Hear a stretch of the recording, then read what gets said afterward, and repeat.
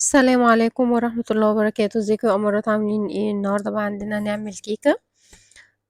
طبعا انتوا شايفينها متقطعة على طول، يعني كويس ان انا لحقت اصلا اصورها قبل لما تتاكل. يعني ما شاء الله انا سبتها، طلعتها من الفرن، سبتها بس تبرد، وعشان اصورها على طول وهي لسه خارجة واقطعها. انا دخلت لقيتها متقطعة وهتتاكل، فقلت لا اما الحق بقى اصورها لكم يعني قبل ما تتاكل. بس هي جميلة جدا، هتعجبكم، خفيفة قوي. عايزة اقول لكم احنا ممكن اصلا كمان نعمل بيها تورتة، يعني ممكن نحشيها كريمة ونغلفها كريمة وكده، ونعمل بيها تورتة هتبقى خفيفة وطعمة كده وجميلة قوي. اول حاجة عندنا كوبايتين ونص دقيق، ونص كوباية نشا. النشا يا جماعة في اي حاجة بيديها هشاشة كده وطراوة وجميلة. لو تلاحظوا انا كل حاجة حتى المعجنات لما بعملها بستخدم فيها نشا. تمام. وعندنا باكو كيك شيف، وعندنا كوباية ونص سكر، 4 بيضات، نص كوباية سمنة على نص كوباية زيت.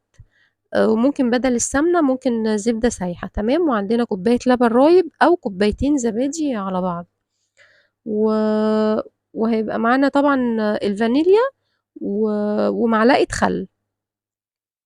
اوكي. اول حاجة هنضرب البيض بالفانيليا مع السكر، هنضربهم كويس جدا جدا لحد لما يفتحوا كده معانا ويبقى لونهم كريمي. على فكرة ممكن نضرب في الخلاط، ممكن ممكن نعملهم بالهاند بلندر عادي جدا. المهم ان هم يتضربوا معانا والسكر يدوب خالص، ما يبقاش ليه اثر، واللون بتاعهم يفتحها خالص. مش مهم احنا هنضربهم بايه.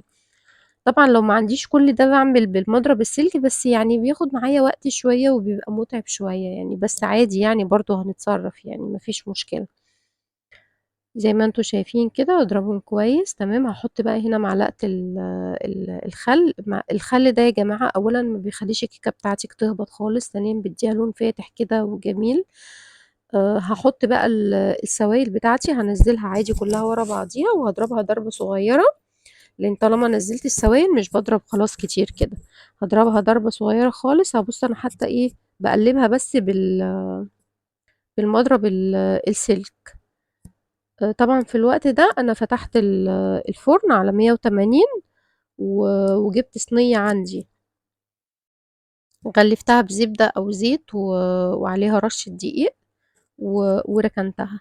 هنا بقى عندي هنخل الدقيق. انا طبعا اصلا كنت نخلاه كذا مرة قبل كده يعني. مهم قوي ان انتي لما تيجي تعملي الكيكات والحاجات ديت تنخلي الدقيق كذا مرة عشان يدخلوا هوا. انا بنخل هنا بقى ايه شوية، وانا بحط شوية بشوية كده بنخلهم وايه واقلبهم بالمضرب السلك. بقلب ايه على خفيف كده، مش بضرب بقى، يا دوبك تقليب بس ان هما ايه كله يندمج مع بعضه يعني. اهو زي ما انتوا شايفين كده، كل لما انخل شوية عليه بروح ايه، بروح مقلباه. وعادي لو انتي مش عايزة تنخليه تاني، نخلتيه قبل كده عادي، احنا بناخد بالمعلقة ونحط، مفيش اي مشكلة. وهتقلبي برضو بالمضرب السلك مجرد ما كله كده يتجانس مع بعضه ويبقى خليط واحد، وخلاص على كده. وبعد كده هصبه في الصينية بتاعتي وهدخله الفرن. هي بتاخد حوالي 25 دقيقة، 30 دقيقة. بُصّي كل حد على حسب الفرن بتاعه، يعني كل واحدة هي عارفة الفرن بتاعها بياخد في الكيكة قد إيه. بس أنتِ بمجرد ما بتبتدي تشمي الريحة بقى، ريحة الكيك والفانيليا كده بتطلع، بتبقى هي خلاص كده إيه دخلت في السِوَى، يعني قدامها دقايق بسيطة وخلاص على كده. بُصّوا هنا باقلِّب كويس، لازم تقلِّبي كويس جدًا تحسي إن الدقيق ما لهوش أي أثر خالص. وبعد كده بقى إيه، نفضّي في الصينية بتاعتنا. أهم حاجة يا جماعة ما تنسوش تسخّنوا الفرن قبل ما نحط الكيك بتاعنا. جرّبوها هتعجبكم أوي الكيكة ديّة بجد والله فعلًا، هشة وجميلة وخفيفة خالص، وتحسّي تاكلي كده منها ما تشبعيش يعني، حقيقي فعلًا حلوة. دي بتاع الصينية بتاعتي هنا مبطناها بالسمنة والدقيق وصبيت فيها الخليط بتاعي. طبعا انتي ايوه بتهزي الصينية كده بتحركيها، او بتجيبي خلة زي ما بعمل برضو كده وايه ايه دي بتساعد إن هي تبقى كلّها ارتفاع واحد، تمام، وبتخرّج لي برضه إيه، فقاقيع الهوا منها ما تبقاش من جوّه مفرّغة خالص يعني. بُصّوا ده بقى بعد ما طلّعتها وإيه، وقُلت ألحقها بقى قبل ما تتاكل، بس طبعًا هُم البنات قطّعوها يعني.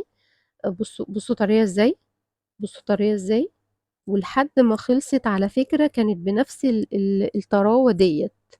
بُصّوا خطيرة، جميلة والله العظيم. بُصّوا لونها كمان، لونها حلو أوي، هو كمان مش باين في الكاميرا لونها فاتح خالص وجميل إزاي. بجد لازم تجرّبوها هتعجبكم أوي.